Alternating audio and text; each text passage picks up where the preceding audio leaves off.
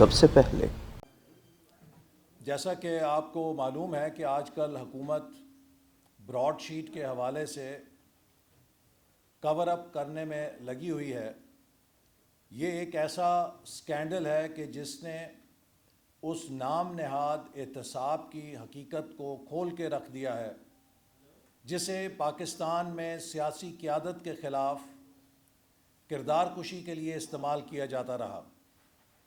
آج پوری دنیا پریشان ہے کہ یہ کیسی ریاست ہے کہ جس میں اس طرح کے بھونڈے قسم کے معاہدے کیے جاتے ہیں. دنیا میں ایسی کوئی مثال نہیں کہ جہاں کوئی ریاست کسی کے ساتھ ایسا معاہدہ کرے کہ جس میں دوسرے فریق کو بلا کسی محنت یا بلا کسی وجہ کے 20% حصہ دے دیا جائے کسی بھی معاملے کے اندر. یہ ایک ایسا قانون کی تاریخ میں لطیفہ ہے یا معاہدوں کی تاریخ میں لطیفہ ہے جسے نیب نے پاکستان کے ساتھ کیا ہے. اور پھر اس حکومت نے اس براڈ شیٹ کے اوپر جس طریقے سے عمل درآمد کیا، جس تیزی کے ساتھ اس کے فیصلے پر عمل درآمد کرنے کے لیے جو پھرتیاں دکھائیں کہ ابھی ہائی کورٹ کا فیصلہ آیا نہیں تھا، مطلوبہ رقم لندن میں ہائی کمیشن کے آفس کے اندر جمع کرا دی گئی تاکہ اس کے ذریعے یہ یقینی بنایا جا سکے کہ براڈ شیٹ کو یہ پیسہ مل جائے گا. میں بہت ہی ادب کے ساتھ یہ سوال اٹھانا چاہتا ہوں کہ ایک طرف پاکستان انٹرنیشنل ایئر لائن کا وہ معاملہ ہے جو آربیٹریشن میں گیا ہوا تھا اور جس کے ساتھ پاکستان کے پیسنجرز، پاکستان کی قومی ایئر لائن کی ساکھ اور سب سے بڑھ کر یہ کہ پاکستان کے اس جھنڈے کی ساکھ جو پاکستان کی قومی ایئر لائن کے ٹیل پر لگا ہوتا ہے. ایک جہاز کی لیز کے لیے جو آربیٹریشن کا پیسہ تھا وہ تو جمع نہیں کرایا جاتا کہ ابھی ہم فیصلے کا انتظار کریں گے، اور پاکستان کے سینکڑوں مسافروں کو کوالالمپور ایئرپورٹ پہ امپاؤنڈ کرا دیا جاتا ہے جہاز کے ساتھ اور ان کو ایک ہتک آمیز طریقے سے وطن واپس لایا جاتا ہے. اور دوسری طرف وہ بوگس معاہدہ کہ جس کا ابھی فیصلہ بھی نہیں آیا، اس کی آربیٹریشن کی رقم ایڈوانس میں لندن میں جمع کرا دی جاتی ہے. تو آپ ان دونوں کا فرق دیکھ سکتے ہیں کہ جتنی پھرتی براڈ شیٹ کے پیسے لندن پہنچانے میں تھی، کیا حکومت کا فرض نہیں تھا کہ کم از کم اس سے آدھی پھرتی جہاز کی اس پیمنٹ کے بارے میں دکھاتے کہ جس کے ساتھ پاکستانی قوم کا تشخص، پاکستانی قوم کی عزت اور پاکستانی قوم کے مسافروں کا سفر منسلک تھا. تو یہ دو باتیں واضح کرتی ہیں کہ یہاں پر اس پیسے کو منتقل کرنے میں مفادات تھے، کچھ لوگوں کے مفادات تھے. اور اب حالت یہ ہو گئی ہے کہ آج اقوام متحدہ نے اپنے تمام ملازمین کو مراسلہ دنیا بھر میں جاری کر دیا ہے کہ کوئی یو این کا امپلائی کسی پاکستانی ایئر لائن پر سفر نہ کرے، چونکہ اس کے پائلٹس کے لائسنس ڈوبیس ہیں، مشکوک ہیں. میں سمجھتا ہوں کہ یہ پاکستان کے لیے نہایت ہتک آمیز فیصلہ ہے، یہ پاکستان کی ساکھ کو تباہ کر دینے والا فیصلہ ہے، اور اس کے ذمہ دار وزیر اعظم اور وزیر ہوابازی ہیں جنہوں نے اپنی نالائکی سے، اپنی انا پرستی سے صرف ایک جہاز کے کریش کو کور اپ کرنے کے لیے پاکستان کے تمام پائلٹس اور پوری ایویشن انڈسٹری کی ساکھ کو دنیا کے سامنے خاک میں ملا دیا. میں مطالبہ کرتا ہوں کہ یو این کے اس فیصلے کے بعد وزیر اعظم اور وزیر ہوا بازی کو دونوں کو مستعفی ہو جانا چاہیے. وہ وزیر اعظم جو مثالیں دیا کرتا تھا کہ ایک کشتی کے ڈوبنے میں وہ ساؤتھ کوریا کے وزیر اعظم نے استعفیٰ دے دیا، جو ہالینڈ کے جمہوریت کبھی برطانیہ کی مغربی جمہوریت کے قصے ہمیں سنایا کرتا تھا، آج پاکستان کی جو بے توقیری ہوئی ہے، پاکستان کے حصے میں جو شرمندگی آئی ہے، اس کے نتیجے میں ان دونوں سے قوم استعفیٰ مانگنے میں حق بجانب ہے کہ آپ نے پورے پاکستان کے پائلٹس کی توہین کی ہے، آپ نے پورے پاکستان کی ایویشن انڈسٹری کو تباہ کر دیا ہے، اور اس کے بعد کس منہ کے ساتھ آپ اپنے منصب پر بیٹھے ہیں. میں سمجھتا ہوں کہ یہ ایک نہایت ہی شرمناک قدم ہے اس حکومت کا کہ آج اقوام متحدہ نے بھی اس حکومت کے اس جھوٹے بیان کے بعد کہ پاکستان کے 400 سے زیادہ پائلٹس کی جعلی ڈگریاں ہیں، یو این نے پابندی لگا دی ہے کہ اس کا کوئی امپلائی دنیا میں کسی پاکستانی ایئر لائن پر سفر نہیں کر سکتا. ایک چیز ہوتی ہے کہ آپ اپنے گھر میں کمزور ہو جاتے ہیں، لیکن اپنے گھر سے باہر عزت کے ساتھ جاتے ہیں. آج اس حکومت نے ہمیں اپنے گھر کے اندر بھی کمزور کر دیا ہے، معیشت تباہ کر دی ہے، لیکن دنیا میں بھی ہمارا مذاق بنا دیا ہے. آج دنیا میں راہ جاتے لوگ پاکستان کو چپت لگا کے چلے جاتے ہیں. کوئی جہاز پکڑ رہا ہے، کوئی بینک اکاؤنٹ کورک کر رہا ہے، کوئی ہمارے پائلٹس کے اوپر سوالیہ نشان اٹھا رہا ہے، کوئی اور قسم کا اعتراض اٹھا رہا ہے. تو یہ حکومت جو آئی تھی بڑے پاکستان کے پاسپورٹ کو اوپر کرنے، پاکستان کا جھنڈا بلند کرنے، عمران خان نے 2.5 سالوں کے اندر پاکستان کی عزت، رسپیکٹ، ڈگنیٹی کو خاک میں ملا دیا. ہر روز ایک نیا سکینڈل آتا ہے، ہر روز ایک نئی اس حکومت کی واردات آتی ہے جس کے پیچھے ان کی نالائکی ہوتی ہے، جس کے پیچھے ان کی ناتجربہ کاری ہوتی ہے. اور ویسے دل تو یہ کرتا ہے کہ ان کے لانے والوں سے یہ سوال ضرور کیا جائے کہ پاکستان نے آپ کا کیا بگاڑا تھا کہ آپ نے پاکستان کو یہ نالائق، یہ ناتجربہ کار مسلط کر کے اس تباہی اور ذلت میں جھونک دیا ہے. آج پاکستان کی معیشت کا حجم $350 ارب سے زیادہ ہونا تھا، ہم $315 ارب پہ چھوڑ کے گئے تھے. بجائے 315 ارب سے $350 ہوتی، عمران خان نے اسے $260 ارب پہ سکیڑ دیا ہے. پاکستان کی معیشت سکڑ گئی ہے، پاکستان کے ٹیکس ریونیوز سکڑ گئے ہیں. آج 2 سال کے بعد بھی ہم 2018 کی سطح سے ٹیکس اور ایکسپورٹس میں اضافہ نہیں کر سکے.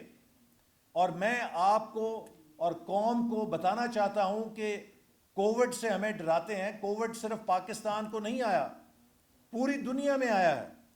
اور یہ چند فگرز ہیں جو ہمیں اپنے سامنے رکھنے چاہیے، اور اس کے لیے آپ آئی ایم ایف کے ویب سائٹ سے تصدیق کر سکتے ہیں کہ آئی ایم ایف کی 2021 کے لیے جو ساؤتھ ایشیا کی پروجیکشن ہے، اس میں بنگلہ دیش تقریباً 4.5% سے گرو کرے گا، انڈیا تقریباً 9% سے گرو کرے گا، افغانستان بھی 4% سے گرو کرے گا، سری لنکا 5.3% یا 5.5% پہ گرو کرے گا، نیپال بھی 2.5% پہ گرو کرے گا، اور پاکستان 1% پہ.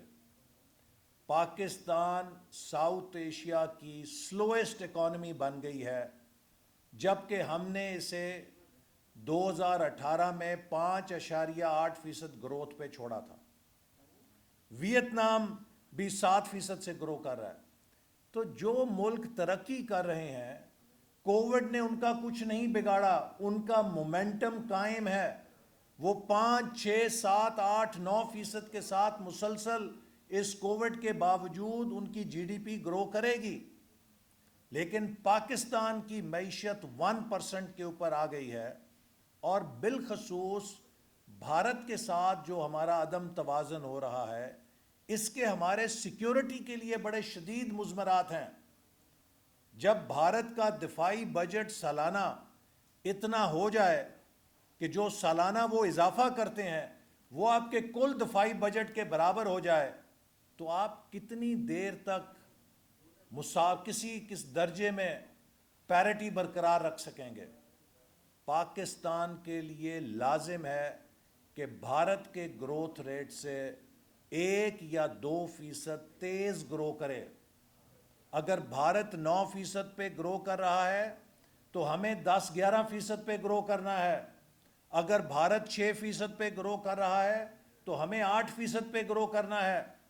یہ نہیں ہے کہ بھارت 9% پہ گرو کر رہا ہے اور ہم 1% کے اوپر آ جائیں اور کہیں جی معاشی انڈیکیٹر جی بڑے اچھے ہو گئے ہیں. اور میں افسوس سے کہنا پڑتا ہوں کہ آج لوگ بھول گئے ہیں وہ 1 کروڑ نوکریاں. اب لوگ اپنی نوکری بچانے کے فکر میں ہیں. لوگ بھول گئے ہیں وہ 50 لاکھ گھر. لوگ اپنے اوپر جو چھت ہے اس کو بچانے کے فکر میں ہیں. اور انہوں نے ایک نئی طرز حکمرانی متعارف کرائی ہے جس کو کہتے ہیں شکر کرو حکمرانی. اور وہ شکر کرو حکمرانی کیا ہے کہ شکر کرو آٹا 85 روپے کا ہو گیا، کہیں 100 روپے کا نہیں ہو گیا. شکر کرو کہ چینی 115 روپے کی ہے، یہ 200 روپے نہیں ہو گئی. شکر کرو کہ پیٹرول میں اضافہ 3 روپے لیٹر ہوا ہے، 10 روپے لیٹر نہیں ہوا. شکر کرو کہ بجلی میں صرف 2 روپے یونٹ اضافہ کیا ہے، 5 روپے یونٹ بھی کر سکتے تھے، وہ نہیں کیا. شکر کرو کہ بھارت صرف مقبوضہ کشمیر لے کر گیا ہے، آزاد کشمیر تو ہمارے پاس ہی ہے نا. شکر کرو کہ 20 لاکھ لوگ نوکریوں سے محروم ہوئے ہیں، یہ 50 لاکھ بھی ہو سکتے تھے. شکر کرو کہ صرف 2 کروڑ لوگ غربت سے نیچے گئے ہیں، یہ 4 کروڑ بھی ہو سکتے تھے. تو یہ ہے تحریک انصاف کی نئے پاکستان کی کہانی کہ رب کا شکر ادا کر بھائی کہ تو ابھی تک زندہ ہے. رب کا شکر ادا کر بھائی کہ ابھی تک اس حکومت نے جو مظالم ڈھائے ہیں آپ کی جان نہیں نکلی. تو یہ ہمیں ڈرانے خواب دکھا کے اپنی ناکامیوں کو جو اچھا بتانے کی کوشش کرتے ہیں اس سے ملک نہیں چلتا. The promise of Pakistan is at stake. اور یہی وہ پی ڈی ایم کا منشور ہے کہ آج ہمارا جھگڑا عمران خان سے نہیں ہے، آج پاکستان میں ایک فیصلہ کن جنگ ہے نیو فیشزم اور ڈیموکریسی کی. ایک طرف نیو فیشزم کے حمایتی ہیں اور دوسری طرف ڈیموکریسی کی قوتیں ہیں. ایوب خان صاحب نے سیاستدانوں کی کردار کشی کی. میں سوال کرنا چاہتا ہوں کہ ایوب خان صاحب 11 سال رہے، کتنی ریکوری کر کے گئے ہیں؟ ضیاء الحق صاحب کے زمانے میں احتساب ہوا، 11 سال میں کتنی ریکوری ہوئی؟ مشرف صاحب 9 سال رہے، سیاستدانوں کی کردار کشی ہوئی، کتنی ریکوری کی گئی؟ اور تقریباً 2.5 سال سے موجودہ سول مارشل لا بھی چل رہا ہے، سیاستدانوں کی کردار کشی ہو رہی ہے.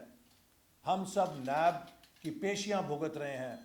کوئی ہمیں بتلائے کہ کتنی ریکوری ہوئی ہے.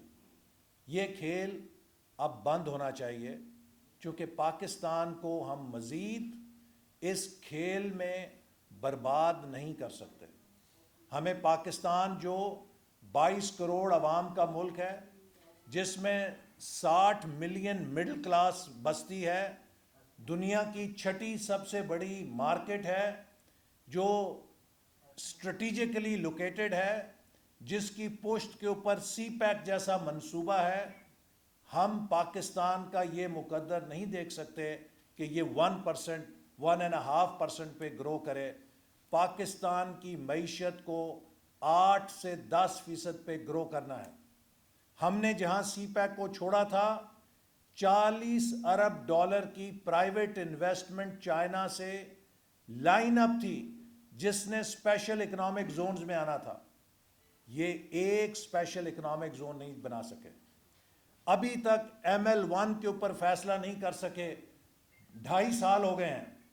جو کراچی پشاور ہماری مین لائن بننی تھی نئی, ابھی تک اس کے اوپر یہ معاہدہ فائنینسنگ کا سائن نہیں کر سکے, چونکہ ان کا ڈیولپمنٹ بجٹ ہی نہیں ہے کہ جو نیا منصوبہ شروع کرنے کی اجازت دے. پاکستان کے ڈیولپمنٹ بجٹ کو 1000 ارب سے کاٹ کے 550 ارب کر دیا ہے, اور 6 مہینے میں اس میں سے بھی صرف 29% پیسہ استعمال ہو سکا ہے. یعنی کہ پاکستان کے تمام ڈیولپمنٹ پروجیکٹس ٹھپ ہو چکے ہیں. پاکستان کا ہائر ایجوکیشن سیکٹر بدترین مالی خسارے میں جا چکا ہے. پشاور یونیورسٹی نے لکھ کر دے دیا ہے کہ ہم اپنے ملازمین کو جنوری میں تنخواہیں نہیں دے سکتے. خیبر پختونخوا میں جہاں ان کی حکومت ہے, 7 سال سے جہاں حکومت ہے, اور ایک وہ ہائر ایجوکیشن کمیشن تھا ہمارے دور میں, جس کے ذریعے ہم اعلیٰ تعلیم کی تاریخ میں سب سے بڑی ایکسپینشن کر رہے تھے. ہر ضلع کے اندر یونیورسٹی کیمپس قائم ہو رہا تھا. US پاکستان نالج کوریڈور کے ذریعے ہم نے 1000 پاکستانی ریسرچرز کو امریکہ سالانہ بھیجنے کے لیے فنڈ فراہم کیے تھے PSDP کے اندر. اسی طرح پاکستان میں ٹیکنالوجی سینٹرز بن رہے تھے. آج پوری ہائر ایجوکیشن کمیشن کی ترقی کو ملیا میٹ کر کے پاکستان کے نوجوانوں کا مستقبل تباہ کر دیا ہے. ہم نے نوجوانوں کو لیپ ٹاپ سے لیس کیا تھا تاکہ وہ ڈیجیٹل ایج کے ٹولز حاصل کر سکیں. ہمارے غریب گھروں کے نوجوان جو یونیورسٹیوں میں آتے ہیں, جو میرٹ کے اوپر لیپ ٹاپ حاصل کرتے تھے, ان سے یہ سہولت بھی لے لی گئی ہے. ہر نوجوان امیر گھر سے نہیں آتا جو لیپ ٹاپ لے سکے. جو غریب گھروں کے نوجوان ہیں, جو بیٹے اور بیٹیاں محنت کر کے پڑھتے ہیں, لیکن ان کے ماں باپ ریڈی رکھتے ہیں, دکان کر لگاتے ہیں, یا ملازمت کرتے ہیں جس میں تنخواہ اتنی نہیں ہے کہ وہ اپنے بچوں کو لیپ ٹاپ لے کے دے سکیں. ہم نے پاکستان کے نوجوانوں کو لیپ ٹاپس دیے تھے جن سے ان کے اندر IT کلچر پیدا ہو رہا تھا. فری لانس کرنے والے پاکستان کے IT کے نوجوان پوری دنیا میں اپنا لوہا منوا رہے تھے, لیکن ہر چیز ریورس ہو گئی ہے. میں ان سے سوال کرنا چاہتا ہوں کہ سوائے NRO نہیں دوں گا, NRO نہیں دوں گا, آپ نے کوئی ایک کام کر کے دکھایا ہو. ہمارے جتنے منصوبے تھے سب کے سب ٹھپ ہو گئے ہیں. مغربی روٹ دسمبر 2018 تک مکمل ہونا تھا, دسمبر 2021 تک مکمل ہوتا نظر نہیں آ رہا. کوئی ایک منصوبہ وقت کے اوپر مکمل نہیں ہو رہا. ہر ترقی کا جو پاکستان میں منصوبہ تھا وہ یا بیمار ہو گیا ہے یا اس کے فنڈ ختم ہو چکے ہیں. تو یہ پاکستان تو نہیں ہے جو ہم چاہتے ہیں. ہم جس پاکستان کی بات کرتے ہیں وہ آپ کی سمجھ میں نہیں آ سکتا, چونکہ آپ کے ذہن میں صرف گالی ہے, آپ کے ذہن میں صرف نفرت ہے, آپ کے ذہن میں صرف NRO نہیں دوں گا سوئی پسی ہوئی ہے. او بھائی NRO نہ دو, لوگوں کو, غریبوں کو روٹی تو دے دو, لوگوں کو جینے کا حق تو دے دو, لوگوں کو بجلی اور گیس کا بل ادا کرنا کے قابل تو چھوڑ دو, لوگوں کو بجلی اور گیس تو دے دو, لوگوں کو روزگار تو دے دو. کچھ نہیں دے سکتے. تو لہٰذا میں سمجھتا ہوں کہ یہ جو اب حکومت ایک صرف یہ کہتی ہے کہ جی یہ براڈ شیٹ پاناما 2 ہوگا, جی بالکل پاناما 2 ہوگا, چونکہ پاناما 1 بھی فراڈ تھا اور براڈ شیٹ بھی فراڈ ہے, تو یقیناً یہ پاناما 2 ہے. اچھا صاحب یہ بتائیے گا کہ سینٹ کی قائمہ کمیٹی برائے اطلاعات نے چیئرمین نیب کو بلایا کہ وہ آئے اور براڈ شیٹ کے حوالے سے سوالات کے جوابات دیں, آپ کیا سمجھتے ہیں ان کو وہاں جانا چاہیے؟ اور دوسرا بتائیے گا کہ پی ڈی ایم کی آپ نے بات کی, بلاول ان ہاؤس تبدیلی کی بات کر رہے ہیں, آپ ان کے ساتھ دیں گے یا اپنے ایجنڈا لے کر؟ دیکھیے جو براڈ شیٹ ہے, میں سمجھتا ہوں کہ اس میں سب سے پہلے تو پوری قوم کو پتہ لگ گیا ہے کہ یہ حکومت کور اپ کر رہی ہے. جن صاحب کو انویسٹیگیشن کا انچارج بنایا ہے وہ صاحب وہ ہیں کہ جو جب براڈ شیٹ کا معاہدہ ہوا تھا تو نیب کی مینجمنٹ کا حصہ تھے. وہ صاحب وہ ہیں کہ جن کی جو جے آئی ٹی تھی, جس کے تحت ایک ایسا تخمینہ لگایا گیا جو کہ غیر حقیقت تھا, مفروضوں پہ مبنی تھا, اور اسی کی بنیاد پہ آربیٹریشن ہوئی, تو لہٰذا انہوں نے تو اس کو ڈیفینڈ کرنا ہی کرنا ہے. ان کا انہیرنٹ انٹرسٹ ہے, کانفلکٹ آف انٹرسٹ ہے. ایک ایسی شخصیت جو شوکت خانم کے بورڈ آف گورنر کے ممبر ہیں, جو عمران خان کے اتنے معتمد ساتھی ہیں کہ جہاں پہ انہوں نے اپنے فیملی ممبرز کو بورڈ کا ممبر بنایا ہے, اپنے فیملی ممبر سمجھتے ہوئے, چونکہ شوکت خانم ٹرسٹ فیملی ٹرسٹ ہے تو اس میں عظمت سعید صاحب کو بھی شامل کیا ہے. تو ایسے بندوں کو لانے کا مطلب تو یہی ہے کہ آپ کور اپ کرنا چاہتے ہیں, لوگ سمجھتے ہیں. اور میں سمجھتا ہوں کہ اگر عظمت سعید صاحب اپنا وقار اور اپنی عزت کو بچانا چاہتے ہیں تو انہیں خود ہی اس چیز سے پیچھے ہٹ جانا چاہیے. اور جہاں تک آپ نے عدم اعتماد کی بات کی, تحریک عدم اعتماد کی, پیپلز پارٹی کی یہ تجویز ہے, پرانی تجویز ہے, اور ہم پی ڈی ایم میں جو پارٹیز ہیں ان کی تجاویز پہ بحث کرتے ہیں اور پھر اتفاق رائے سے فیصلہ کرتے ہیں. لیکن جہاں تک مسلم لیگ نون کی سوچ ہے, ہم سمجھتے ہیں کہ اگر بلاول بھٹو صاحب کے پاس ایسے نمبرز ہیں تو وہ ضرور پیش کریں جس سے وہ تحریک عدم اعتماد لا سکتے ہیں. لیکن سینٹ کے اندر ہم نے دیکھا کہ جہاں نمبرز ہمارے پاس تھے وہاں بھی تحریک عدم اعتماد کامیاب نہیں ہوئی تھی. تو لہٰذا ہمیں ایک ہی راستہ ہے جس پر چلنا چاہیے, اور وہ یہ ہے کہ اس حکومت کے خلاف ایک فیصلہ کن لانگ مارچ کرنی چاہیے. احسن بھائی, آپ کے پاس کوئی نام ہے؟ عظمت سعید پہ تو آپ نے اعتراض کیا, اب آپ کوئی نام پیش کرتے ہیں جس پہ وہ کنسنسس ہو؟ دیکھیے اگر حکومت واقعی سنجیدہ ہے تو اس کے لیے جیسا کہ ہمارے آئین میں درج ہے کہ وہ ادارے جن کے لیے ہم چاہتے ہیں کہ غیر متنازع کام ہو, لیڈر آف اپوزیشن کے ساتھ وہ رابطہ کرتے اور کہتے کہ آئیے ہم اس کی تحقیقات کرنے کے لیے اتفاق رائے سے ایک کمیشن کے اوپر ہم ایگری کریں, یا پارلیمانی کمیشن بنایا جائے کہ جو اس کی تحقیقات کرے, تو تب اس پہ کوئی اثر ہوتا ہے. لیکن آپ اپنے گھر کا بندہ لے آئیں, گھر کا قاضی, اپنا فیصلہ اور اپنی کلین چٹ, یہ تو پھر سب کو پتہ ہے. نہیں, وہ شیر رشید صاحب کہہ رہے ہیں انہوں نے والیوم 10 پڑھ رکھا ہے شیر عظمت سعید نے, اس لیے وہ بہت مناسب ہے. دیکھیے والیوم 10 ہو یا والیوم 20 ہو, یہ سب داستانیں جو الف لیلا کی بنائی گئی تھیں آج پوری قوم کے سامنے ہیں. قوم والیوم 10 نہیں پڑھنا چاہتی, قوم جاننا چاہتی ہے کہ پاکستان کی معیشت 5.8 سے 0.4 پہ کیوں کریش ہوئی. قوم یہ جاننا چاہتی ہے کہ آٹا دال چینی کا بھاؤ دگنا تگنا کیوں ہو گیا. قوم یہ جاننا چاہتی ہے کہ بجلی اور گیس کے بلوں میں اضافہ کر کے بھی بجلی گیس کیوں نہیں ملتی. یہ وہ ایشوز ہیں. یہ حکومت چاہتی ہے توجہ ہٹائی جائے, کہ جیسے پناما کرتے ہوئے یہ الیکشن میں آ گئے دھاندلی کے ساتھ, اب یہ براڈ شیٹ کرتے ہوئے اپنی ناکامیوں سے توجہ ہٹا دیں گے. نہیں, ہمارا فوکس کلیئر ہے. Mister Imran Khan, you will be held accountable for your performance. آپ کو اپنی کارکردگی کا جواب دینا ہوگا. نہ براڈ شیٹ کے پیچھے چھپ سکیں گے, نہ این آر او کے پیچھے چھپ سکیں گے. آپ کے ایک ایک لفظ پر, اور اس پاکستان کی جو آپ نے بے عزتی کرائی ہے, جو کشمیر کا سودا کیا ہے, جو معیشت کو غارت کیا ہے, اس کے لیے یہ قوم آپ کو اکاؤنٹیبل ہولڈ کرے گی. یہ بتائیے گا کیا مارچ میں لانگ مارچ ہو سکتا ہے, یا پھر 14 اگست کا انتظار کیا جا رہا ہے؟ 14 اگست کو ایک لانگ مارچ شروع ہوا تھا اور 126 دن کے دھرنے میں چلا گیا تھا, کیا اس کو اس بنا پہ جو انتظار کیا؟ مارچ کا مہینہ مارچ کے لیے اچھا ہے.